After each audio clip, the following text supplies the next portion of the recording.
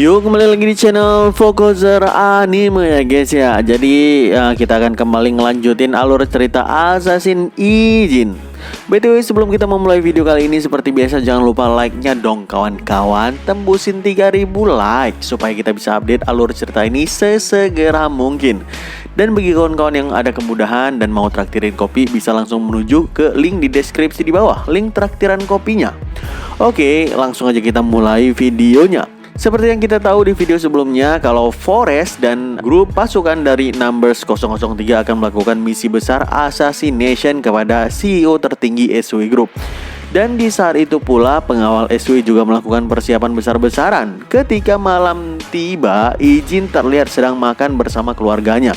Dia pun bilang ke mereka kalau mungkin dalam semingguan ke depan dia akan pergi ke luar negeri bersama SW Group untuk misi pengawalan CEO SW.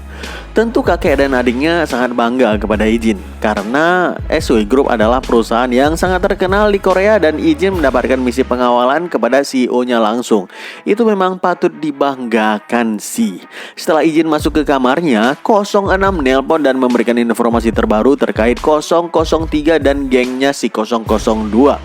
Dia bilang setelah penyerangan 03 kemarin, anggota 02 menghilang seutuhnya. Dan sepertinya mereka memang benar-benar menyembunyikan diri secara total. 06 bilang walaupun si 02 itu kaku kayak robot, pasti dia juga kaget ngelihat mantan kekasihnya yang dikiranya udah mati, namun tiba-tiba datang lalu menyerang mereka. Apalagi akhirnya diketahui bahwa dialah orang yang membunuh para Numbers yang lainnya yang mengejar Ijin sebelumnya. Wah, dari sini kita tahu ya guys ya, ternyata si 03 itu adalah mantan pacarnya 02. Pantesan sebelumnya baru pertama jumpa udah main cipok-cipok aja. Di akhir perbincangan mereka, 02 juga bilang ke Ijin, "Ku dengar kau akan pergi ke luar negeri, bukan? Jangan lupa tutupi wajahmu di sana untuk berjaga-jaga. Saat menjadi tentara bayaran sebelumnya, kau itu cukup terkenal di luar sana, bukan?" Kita beralih ke markas Forest. Terlihat Alice dan Forest lainnya sedang bersiap siaga untuk misi kali ini. Alice nanya ke komandan misi ini, "Jadi siapa target yang harus dibersihkan kali ini?" Si komandan pun ngejawab, "Kau nggak perlu banyak tanya, nanti akan diberitahu juga." Si komandan juga mendekati Alice dan menarik kerahnya sambil bilang, "Lakukan dengan benar kali ini, atau nyawa adikmu akan melayang. Ini bukanlah ancaman kosong belaka, kau akan menyesalinya." Alice menjawab sambil menodongkan pistol ke leher si komandan itu. "Apa yang kau lakukan? Kau mau mati sekarang?" Si komandan bilang lagi, "Aku udah memperingatkanmu." Oh ya, BTW nama si komandan ini adalah Jakal. Next kita panggil si Jakal aja. Nggak lama 03 pun datang ke sana. Ngelihat orang asing yang datang, Alice langsung berpikir dalam hati, bantuan dari luar. Nggak biasanya Fresh melakukan ini. Apakah targetnya adalah orang besar? 03 datang menyapa Alice dan bilang, "Wah, kau kan Alice yang dirumorkan itu, bukan? Sang S dari Forest." Jakal menggerutu dari belakang. "Es apa? Anda lebay banget anjir." Sedangkan Alice hanya terdiam aja tanpa menjawab apapun. Beberapa hari pun berlalu. Saat ini CEO terlihat sedang berada di kamarnya bersama Ijin dan sang sekretaris. CEO bilang ke Ijin kalau mereka akan melakukan beberapa perjalanan yang melelahkan lagi ke beberapa negara. CEO juga bilang kalau dia sebenarnya nggak mau melakukan perjalanan ini, terlalu melelahkan di umurnya yang sekarang. Tapi ini adalah resiko perjalanan. CEO turun tangan sendiri untuk mengurus beberapa hal yang akan memberikan dampak yang berbeda dalam sebuah bisnis tentunya jika CEO turun langsung.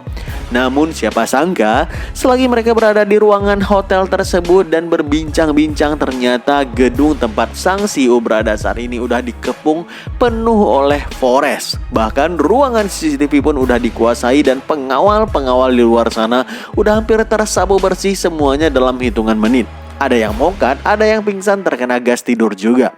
Gak berselang lama, pasukan dari squad Forest pun datang. Mereka menerjang ke ruangan tempat CEO berada. Tapi tiba-tiba dari samping Ijin menghantamkan orang terdepan dan merebut senjatanya lalu memberondong pasukan tersebut tanpa ragu sedikit pun dengan tembakan tentunya. Satu squad tewas tanpa bisa melakukan apapun.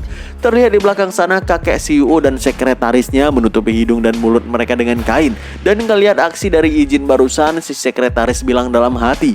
Dia bisa melumpuhkan 2 orang dalam sekejap, merebut senjata mereka dan memanfaatkan kebingungan yang hanya sepersekian detik itu lalu menghabisi seluruh skuad dalam sekejap. Bahkan dengan keterampilan dan pengalaman tempur yang luar biasa, melakukan hal tadi itu dalam situasi ini merupakan level yang sangat tinggi. Ditambah sebelumnya dia dengan cepat menyadari kalau ada gas yang masuk melalui ventilasi. Jika responnya telat beberapa detik aja, maka kami pasti akan terkapar pingsan di ruangan ini tanpa bisa melakukan apapun.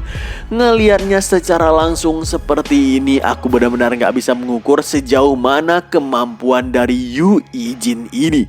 Setelah itu Ijin pun memberikan masker kepada CEO dan sekretaris. Mereka mengecek kalau seluruh sambungan telepon terputus di sana. Ijin langsung bilang kita harus secepatnya meninggalkan tempat ini. Gasnya disebarkan melalui ventilasi dan saluran telepon terputus, menandakan bahwa seluruh hotel saat ini kemungkinan udah di bawah kendali musuh. Mendengarkan itu, sadar kalau situasinya seberbahaya ini ngebuat sang CEO berkeringat dingin. Tapi tiba-tiba pasukan Forest lainnya datang dan menerjang dari kaca jendela menggunakan tali. Tapi dengan respon yang bukan main, Ijin langsung menembaki mereka semua sebelum mereka bahkan mendaratkan kaki dengan benar. CEO dan sekretaris lagi-lagi dibuat kaget dengan refleks dan respon luar biasa Ijin, dan mereka pun langsung keluar ruangan itu untuk segera melarikan diri. Sedangkan di tempat si Jakal berada, dia berteriak melalui telepon, "Tim Alpha, Tim Bravo, kenapa kalian gak melaporkan situasinya?" Tapi gak ada jawaban apapun dari tim tersebut. Dan bahkan mereka ngelihat CEO dan sekretaris juga seseorang pengawal keluar dari ruangan mereka itu. Melihat itu 03 menghela napas dan bilang, Wah, kedua tim itu gagal ya." 03 berbalik badan dan memerintahkan kedua pasukannya untuk bergabung dalam pertempuran. Sedangkan Alice cuma bisa diam di tempat. Dia bilang kalau dia gak nyaman melakukan ini. Mau bagaimanapun, dia untuk beberapa saat dulu pernah berlatih sebagai pengawal dari SW Group. Jadi kalau bisa dia nggak perlu turun tangan kali ini. Biarlah si Jakal dan wanita berambut putih itu yang menghandlenya. Ijin ngecek keadaan pasukan SW yang terkapar di lantai. Dia bilang sebagian mereka hanya tertidur akibat gas tidur, nggak mati. Itu ngebuat sang CEO menarik napas lega sih. Tapi nggak berselang lama, Ijin ngelihat 3 orang datang. Dan dia tahu 3 orang ini berbeda dengan pasukan sebelumnya. Ijin langsung nyuruh CEO dan sekretaris untuk masuk ke tangga darurat dan menuruni tangga dari sana. Tapi di tengah-tengah perjalanan mereka, Ijin memberikan isyarat berhenti. Sepertinya dia merasakan hawa kehadiran lain di bawah sana. Ijin secepatnya memberikan aba-aba kepada CEO dan sekretaris untuk naik kembali ke atas. Lalu Ijin pun langsung membidik ke arah bawah dari titik buta di sudut tangga tersebut. Ketika beberapa pasukan Forest menaiki tangga, Ijin langsung memberondong tembakan ke kepala mereka tanpa ampun. Ternyata pasukan yang menaiki tangga itu dipimpin oleh si Jakal. Sisa anggota pasukan yang berusaha naik memberikan perlawanan dan mendorong Ijin untuk kembali naik ke tangga atas. Dia terus berlari naik sampai ketemu CEO dan sekretaris. Di sini terlihat kondisi fisik CEO sedang gak baik-baik aja, karena fisiknya yang udah tua dan terus lari naik turun tangga ngebuat nafasnya memburuk. Ijin mengambil inisiatif. Dia bilang kepada sekretaris untuk membawa CEO naik ke lantai atas terus, sedangkan dia akan mengalihkan pasukan yang naik itu ke pintu lantai di sampingnya. Ijin bilang dalam keadaan mereka mengejar dan diserang seperti ini, mereka gak akan sempat berpikir kalau mereka sedang ditipu. Tapi si CEO bilang kalau dia gak bisa meninggalkan Ijin seperti ini. Ijin ngejawab dengan tegas, "Kalian berdua pasti udah menduganya bukan? Aku sangat familiar dengan hal seperti ini." Jadi bergegaslah. Mereka pun menuruti perkataan Ijin dan naik ke lantai atas. Sedangkan Ijin mengagru pasukan di bawah sana untuk mengejarnya di lantai tersebut. Ya benar aja kayak kata Ijin sebelumnya, mereka benar-benar mengejar Ijin tanpa memikirkan apapun. Bahkan Ijin sempat menghabisi 2 orang dari mereka yang paling depan. Namun di saat genting itu, Ijin kehabisan peluru. Dan bahkan dari belakang sana seseorang melemparkan flashbang tepat di depan muka Ijin sehingga dia kelimpungan parah. Matanya terkena efek blind sementara, kupingnya berdengung, kepalanya terus berdengung dengan kuat juga. Sayup-sayup Ijin ngelihat ada orang yang datang mendekatinya. Dengan keadaan yang cukup dilemahkan oleh flashbang, Ijin langsung menerjang ke arah orang tersebut sebelum mereka menyerang juga. Ijin berusaha merebut senjatanya, tapi keadaannya saat ini terlalu sulit untuk melakukan hal tersebut. Si komandan Jakal bilang sambil berdiri membidik Ijin dengan senjatanya, "Akhirnya kena kau tikus sialan." Dia ngelihat ke sekeliling dan bilang mereka nggak ada di sini. Ijin memanfaatkan momen sesaat itu untuk menendang kaki Jakal sampai dia tersungkur di lantai cukup keras. Ijin maju berusaha menepis senjata si Jakal sehingga terpisah darinya. Itu berhasil, tapi Ijin terkena tendangannya juga ke belakang dengan cukup telak. Jakal ngeluarin pisaunya dan melakukan beberapa tebasan ke arah Ijin, lalu melukai tangan kirinya Ijin. BTW mungkin ada yang nanya, Bang, kenapa Ijin terkena beberapa serangan dengan mudah berkali-kali? Jadi efek flashbang tadi itu cukup telak. Saat ini yang ada di pandangan mata Ijin sebagian besar putih-putih efek flashbang dan juga telinganya terus berdengung. Makanya kondisi Ijin saat ini belum stabil. Si Jakal pun bilang ke Ijin, akan kubunuh kau dengan cepat dan kulenyapkan orang-orang yang berusaha kau lindungi itu. Dan akan kutunjukkan perbedaan kemampuan kami dengan pengawal rendahan sepertimu.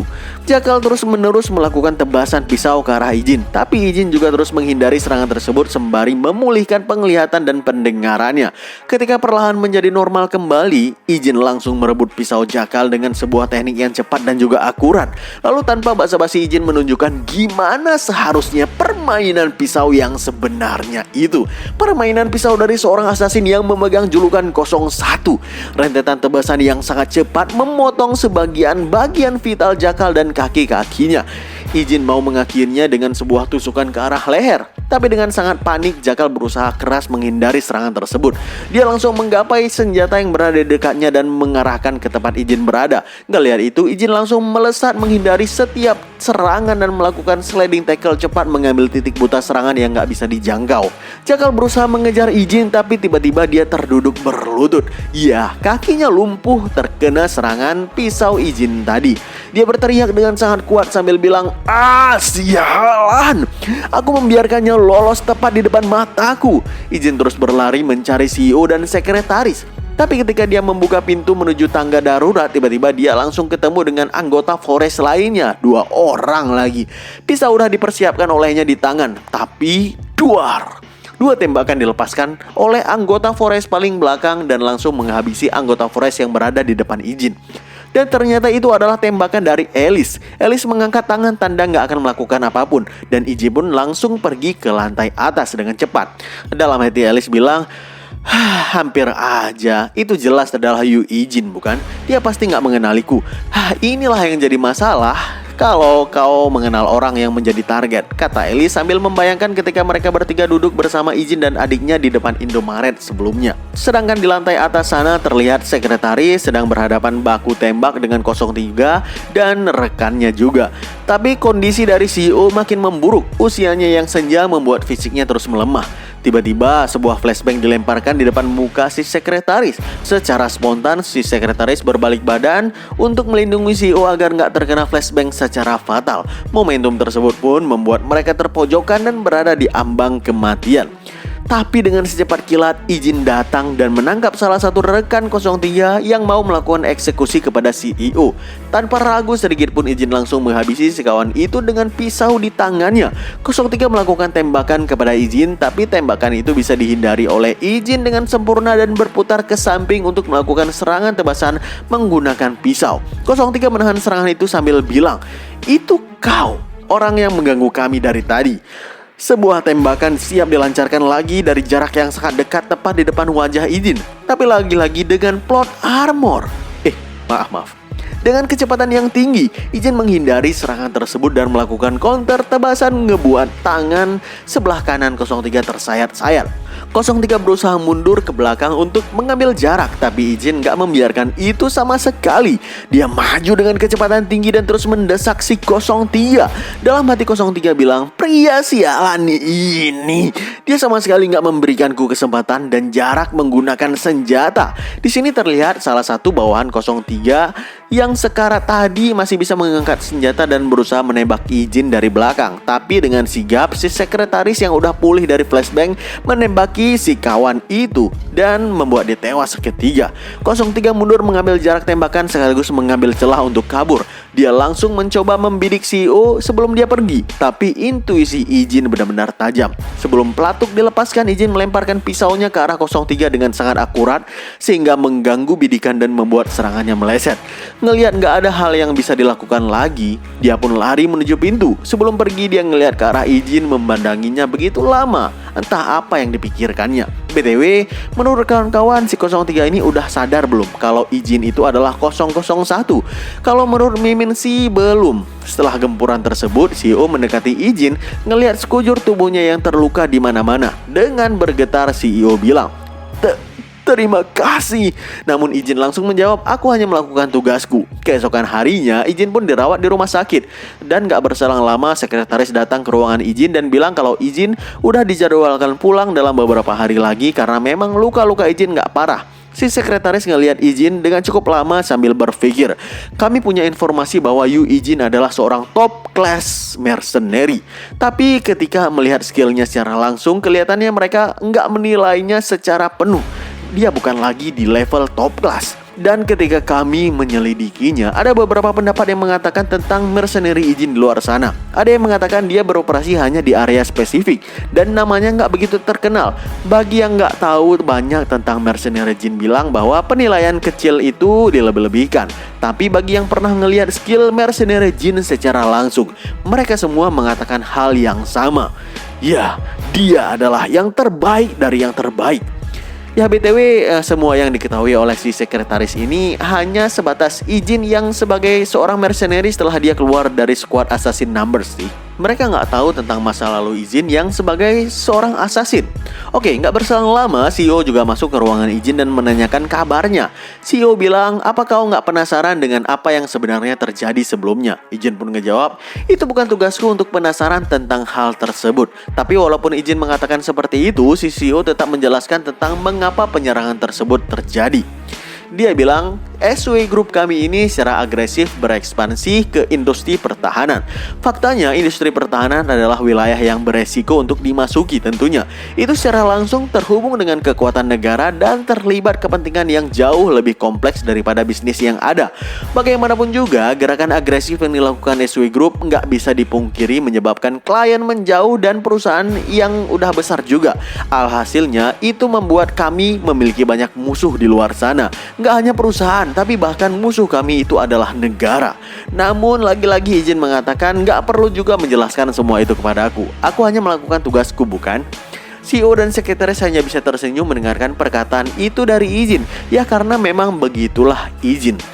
Sedangkan di tempat yang lain di rumah sakit juga terlihat si Jakal dirawat cukup intensif. Tapi saat ini kemarahan besar menyelimutinya. Dia bahkan gak bisa tidur dengan nyenyak, membayangkan ketika izin menebasnya berkali-kali sebelumnya. Terus menghantuinya. Dia membanting alat medis dan berteriak dengan kuat, "Sialan! Akan kupastikan akan kubunuh orang itu dengan kedua tanganku sendiri. Tunggu saja." Oke kawan-kawan, itulah alur cerita dari Assassin Izin ya guys ya. Jadi sekian dulu video kita kali ini. BTW alur cerita Assassin Izin ini udah mentok ya guys ya. Jadi kita akan kembali ngelanjutin alur cerita ini kalau chapter-chapter komiknya itu udah mencukupi. Dan untuk sementara kita akan ngebahas alur cerita yang lain dulu yang gak kalah serunya tentunya. Jadi stay terus di channel ini dan jangan lupa klik tombol like, tembusin 3000 like-nya. Dan bagi kawan-kawan yang ada kemudahan bisa traktirin kopi di link traktiran di deskripsi di bawah. Oke, see you on the next video. Stay at Focuser dan stay update.